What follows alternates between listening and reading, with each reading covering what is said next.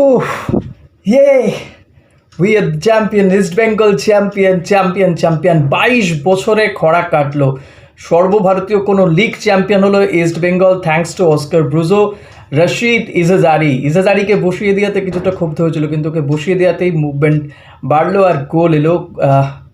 কি শান্তি হলো। যদিও ইন্টার কাশি শুরুতে গোল করে এগিয়ে গিয়েছিল, বাট ইস্ট বেঙ্গলকে গোল পেতে যথেষ্ট কষ্ট করতে হয়েছে কারণ মাঠ এবং ইন্টার কাশির যে রণকৌশল সে কারণে। অন্যদিকে মোহনবাগান ড্র করে রয়েছে এখনও পর্যন্ত, যখন এই ভিডিওটা করছি।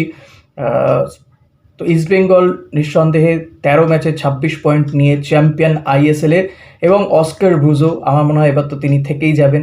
গত গত 2-3 মাস ধরে যেটা নিয়ে আমরা ভিডিও করছি যে ইস্ট বেঙ্গল আর কবে চ্যাম্পিয়ন হবে, এবং প্রথম থেকে একটা করে ম্যাচ এগোতে অবশেষে ইস্ট বেঙ্গল চ্যাম্পিয়ন ট্রফিটা হাতে তুলবে, এবং এটা ট্রফি হাতে তুলছে। এটা অমোঘ মুহূর্ত একটা। নিঃসন্দেহে ইস্ট বেঙ্গল সমস্ত সমর্থক, সভ্য কর্তা, ফুটবলার, তাদের কি আবেগ, কান্নাকাটি করছে নিঃসন্দেহে। তো আমারও একটা সময় এতটা টেনশন হচ্ছিল যে বলার অপেক্ষা রাখে না এই ম্যাচটা কতটা গুরুত্বপূর্ণ ইস্ট বেঙ্গলের কাছে। জয়টা, ডার্বি ম্যাচে ড্র করে তারপরে এই ম্যাচে জয়, এবং জয় শুধু নয়, আইএসএল চ্যাম্পিয়ন হওয়াটা। ইস্ট বেঙ্গলের মহিলারা আগেই পরপর 2বার চ্যাম্পিয়ন হয়েছে, এবারও চ্যাম্পিয়ন হচ্ছে। পুরুষদের কাছে একটা নিজেদেরকে প্রমাণ করার একটা তাগিদ ছিল, আর সেই তাগিদটা ইস্ট বেঙ্গলের প্রত্যেকটা প্লেয়ারের মধ্যে দেখা গিয়েছিল।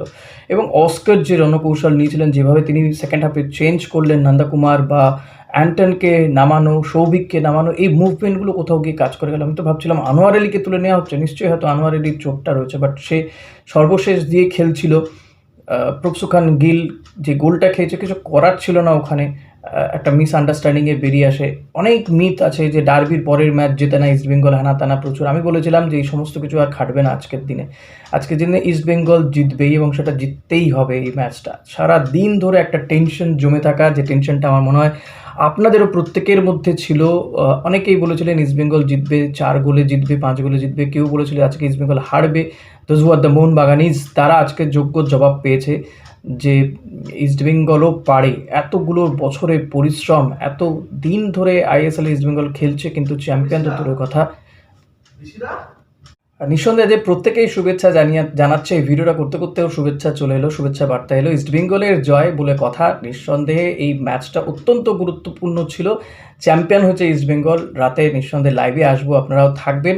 আপাতত যারা ম্যাচটা দেখতে পারেননি তাদের জন্য এই টুকুর খবরটা দিয়ে গেলাম যে ইস্ট বেঙ্গল চ্যাম্পিয়ন হয়েছে, এবং এই জয়টা আলাদা করে বলার অপেক্ষা রাখে না যে ইস্ট বেঙ্গল সমর্থকদের কাছে কতটা বড় পাওনা। ইস্ট বেঙ্গল সমর্থকদের কাছে ইন্টার কাশিকে 2-1 গোলে হারিয়ে আইএসএল ট্রফি জয় করলো ইস্ট বেঙ্গল। নিঃসন্দেহে এএফসি খেলবে ইস্ট বেঙ্গল। অস্কার ব্রুজো থাকতে হবে, সমস্ত গোটা টিমকে থাকতে হবে। ইস্ট বেঙ্গলের যে টিমটা খেলেছে সেই টিমটাই থাকবে, এটাই আশা রাখবো। আজকে সাউলকেও মাঠে নেমে যেতে দেখলাম, ইউসুফ ইজাজারি কেঁদে ফেললো, গোল্ডেন বুট ওই পাবে।